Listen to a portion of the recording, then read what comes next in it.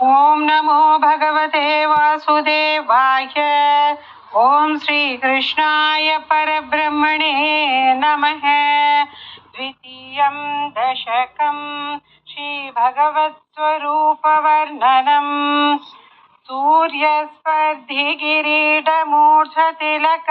प्रोद्भासि फालान्तरम् कारुण्याकुलनेत्रमाद्रहसितोल्लासं सुनासापुटम् गण्डोजन्मकराभकुण्डलयुगम्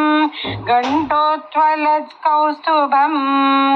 त्वत्रूपौ वनमाल्यहारपटल श्रीवत्स दीप्तं भजे। केयूराङ्गद कङ्कणोत्तममहा रत्नाङ्गुलीयाङ्गिद श्रीमद्बाहु चतुष्क सङ्गद गदा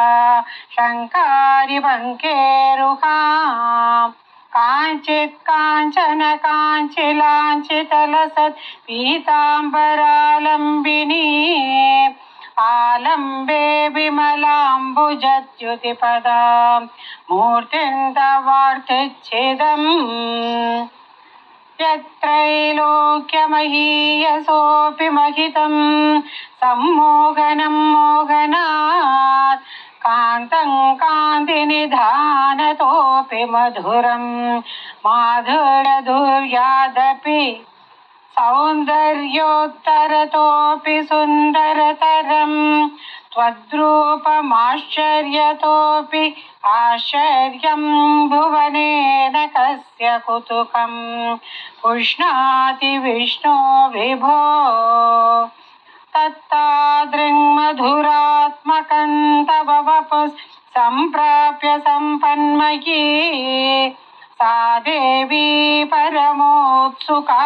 चिरतरं नास्ते स्वभक्तेष्वपि तेनास्या बत कष्टमच्युत विभो त्वद्रूपमानोज्ञग प्रेमस्थैर्यमयाद चाफलबला चापल्यवातोदभूत् लक्ष्मीस्तावकरामणीयकहृदये वेयं परेष्वस्तिरे अस्मिन्नन्यदपि प्रमाणमधुना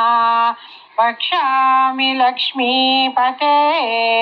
ये त्वद्ध्यानगुणानुकीर्तनरसा सक्ता हि भक्ता जनाः तेष्वेषा वसति स्थिरैव दयितः प्रस्तावदत्तादर एवं भूतमनोज्ञदानवसुधा निःशन्दसन्दोहनं त्वद्रूपं परचिद्रसायनमयं चेतोहरं शृण्वताम् सद्यः प्रेरयते मतिं मदयते रोमाञ्चयत्यङ्गकं व्यासिञ्चत्यपि शीतबाष्पविसरैरानन्दमूर्छोद्भवैः एवं भूततया हि भक्तियभिहितो योगस्य योगत्वया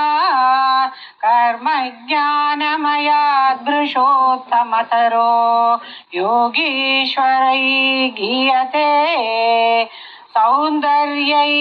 सौन्दर्यैकरसात्मके त्वयि खलु प्रेम प्रकाशात्मिका भक्तिर्निश्चममेव विश्वपुरुषैर्लभ्या रमावल्लभ निष्कामन्नियतस्वधर्मचरणं यत्कर्मयोगाद्भिदं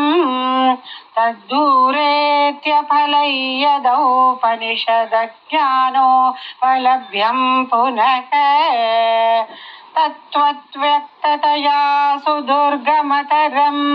चित्तस्य तस्माद्विभो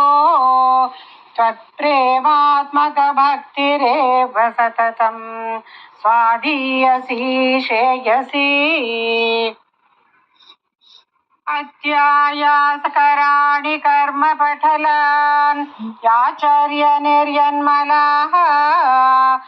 बोधे भक्तिपथे तवाव्युचितता मायान्ति किं तावता क्लिष्ट्वा तर्कपथे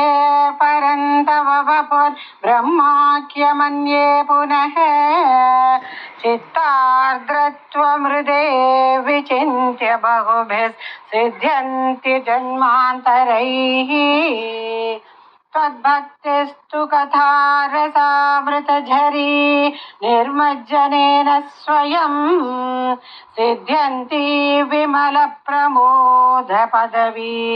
मक्लेशतस्तन्वती सद्यः सिद्धिकरी जयत्यै विभो सैवास्तु मे त्वत्पद प्रेम प्रौढिरसाद्रता द्रुततरं पातालयाधीश्वर